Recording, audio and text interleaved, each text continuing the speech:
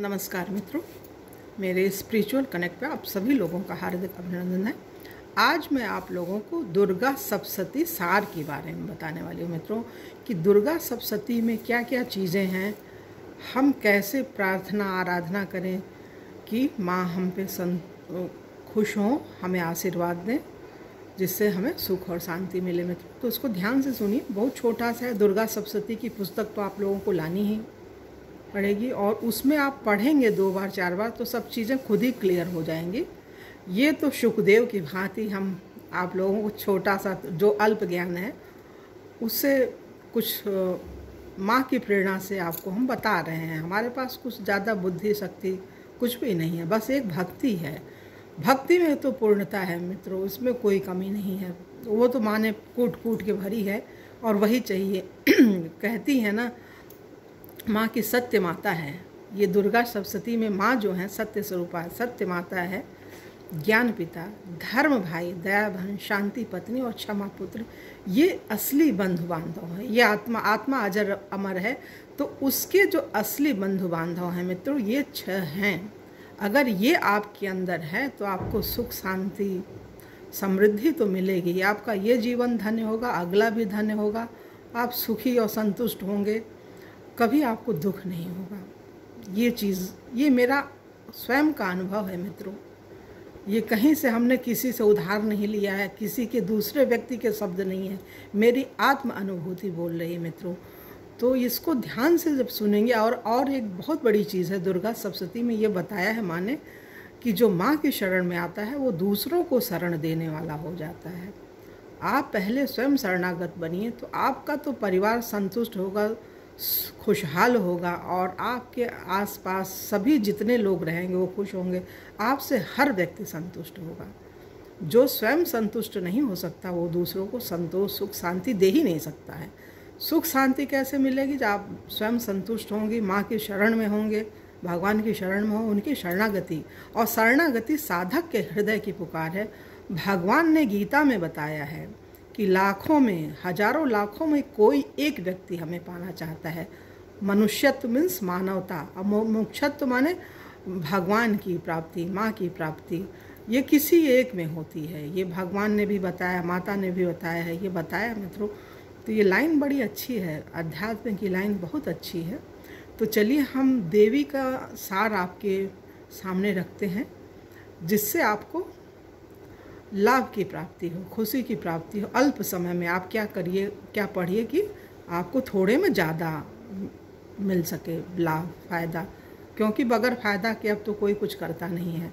तो इसलिए हमको भी ये बोलना पड़ रहा है कि आपको कैसे फ़ायदा मिल जाए और आप लोग देवी की शरण में जा कर के लाभ प्राप्त करें। चलिए शुरू करते हैं मित्रों। विषय सूची है, ये देवी का जो सार है शुरू में आपको मिल जाएगा। सबसे पहले पुस्तक खरीदिए, अपना माथे पे लगाइए और पूरा विषय को पढ़ लीजिए कहाँ क्या है। और 1 बार 2 बार 3 बार जब आप पढ़ लेंगे तो आपको सब चीज़ें स्वतः क्लियर हो जाएंगी। तो सबसे पहले नंबर क्या है? अप्त सप्त श्लोकी दुर्गा, मतलब 7 श्लोकों की जो एक मंत्र है वो दुर्गा जी का, वो हमने पढ़ा है, बताया आप लोगों को, वो है। और दूसरे नंबर पे क्या है? श्री दुर्गा अष्टोत्तर शतनाम, माँ दुर्गा के 108 नाम हैं। और तीसरे नंबर पर पाठ विधि है। ये तो मित्रों आप लोगों को स्वयं ही पढ़ना पड़ेगा, हमने बताया नहीं है, वो आप पढ़ेंगे तो आएगा। फिर क्या है? देवी का कवच है, फिर अर्गला है और कीलक है। ये भी बहुत लाभप्रद है, इसको आप पढ़ेंगे तो आपको फ़ायदा होगा। ये सारी चीज़ें जो है मंत्र के ही समान हैं। और वेदोक्त रात्रि सूक्त है, तंत्रोक्त रात्रि सूक्त है और श्री देवी अथर्वशीर्ष है। नवार्ण विधि कैसे, मतलब माँ दुर्गा की आराधना करनी है, पाठ विधि है, नवार्ण विधि है। ये सब चीज़ें आप पढ़ेंगे तो आपको ये सब पता चल जाएगा। और सप्तशती न्यास भी है। और अब दुर्गा सप्तशती का जो 13 अध्याय है मित्रों, वो कैसे है, क्या है, उसमें क्या बताया है मेधा ऋषि ने। राजा सूरत और समाधि नाम के बेस्ट वो है। देखिए प्रथम अध्याय में क्या है? मेधा ऋषि का राजा सूरत और समाधि को भगवती की महिमा बताते हुए मधुकैटभ वध का प्रसंग सुनाया। ये आपको प्रथम अध्याय में मिल जाएगा। और दूसरे अध्याय में देवताओं के तेज से देवी का प्रादुर्भाव और महिषासुर की सेना का वध है, ये दूसरे अध्याय में है। और तीसरे अध्याय में है सेनापतियों सहित महिषासुर का वध। चौथे अध्याय में माँ ने क्या किया है, इंद्रादि देवताओं द्वारा देवी की स्तुति। जब महिषासुर का वध कर दिया माँ ने, तो उन्होंने जो स्तुति की है, आराधना की है, वो है चौथे अध्याय में। तो ये मित्रों, ये जो 2 और 3, 4, ये जो 2, 3, 4 ये 3 अध्याय है, मध्यम चरित्र है। माँ ने उसमें चरित्र में बताया है जो कि कैसे आराधना करनी है। तो मध्यम चरित्र एक बार में पढ़ लेना, 2, 3, 4 पहला, और ये मतलब अंत के 5 से लेके 13 वो उत्तर चरित्र, प्रथम चरित्र और मध्य उत्तर चरित्र नहीं पढ़ना है। एक बार में अगर आप नहीं समय है तो मध्यम चरित्र पढ़ सकते हैं, उससे भी आपको पूरे फल की प्राप्ति होगी। लेकिन पूरा पढ़ेंगे तो संपूर्ण प्राप्ति होगी, ये कहने का मतलब। और पंचम अध्याय जो उत्तर चरित्र से शुरू होता है, 5वें से लेकर 13वें तक, उसमें क्या है, देवताओं द्वारा देवी की स्तुति, चंड मुंड के मुख से अंबिका के रूप की प्रशंसा सुनकर शुंभ का उनके पास दूध भेजना और दूध का निराश लौटना, ये चीज़ है 5वें में। और छठे अध्याय में क्या है, धूम्रलोचन का वध किया है। माँ ने धूम्रलोचन जो उसका क्या था, दूत था, उसका वध किया है। नहीं, दूत का नहीं वध किया जाता है, वो नहीं है, दूत वध नहीं है वो। दूत तो आया था 5वें में ही बन करके, उसको बता दिया माँ ने कि कैसे हमें ये प्रतिज्ञा की है कि जो हमें हराएगा उसके साथ हम शादी करें। दूत का वध कभी नहीं किया जाता है मित्रों। छठे में धूम्रलोचन का वध किया माँ ने। 7वें अध्याय में चंडमुंड का वध किया है। 8वें अध्याय में रक्तबीज का वध किया है माँ ने। 9वें अध्याय में निशुंभ का वध है और 10वें में शुंभ। एकादश अध्याय में देवताओं द्वारा देवी की स्तुति तथा देवी द्वारा देवताओं को वरदान। 11वें अध्याय में देवी ने वरदान दिया है देवताओं को। और 12वें अध्याय में देवी चरित्रों के पाठ का महात्मा देवी ने स्वयं बताया है। माँ देवी ने अपने आप बताया है इस चीज़ को मित्रों, तो ये बहुत बड़ी चीज़ है। 11वां बात, सभी अध्याय बहुत हैं, विशेष हैं, लेकिन 11वें और 12वें अध्याय में देवी ने तरीका बताया है, कैसे पूजा आराधना, मैं कौन हूँ, कैसे हूँ, मतलब देवी ने अपने मुंह से बताया है। तो ये बहुत अद्भुत है मित्रों। 11वां और 12वां अध्याय दोनों हमको बहुत प्रिय है। और 13वें अध्याय में सूरथ वैश्य को देवी ने वरदान दिया है। 13वां और अंतिम अध्याय यही है मित्रों। तो उसमें माँ ने दोनों को वरदान दिया। उन्होंने तपस्या की, राजा सूरथ और समाधि नाम के वैश्य ने, तो मैया ने उनको आशीर्वाद दिया है। और फिर इसका है ऋग्वेद देवी सूक्त है, तंत्रोक्त देवी सूक्त है, और रहस्य हैं 3 प्राधानिक रहस्य है। पहले नंबर पे प्राधानिक रहस्य, दूसरे नंबर पे वैकृतिक रहस्य और तीसरे नंबर पे मूर्ति रहस्य है।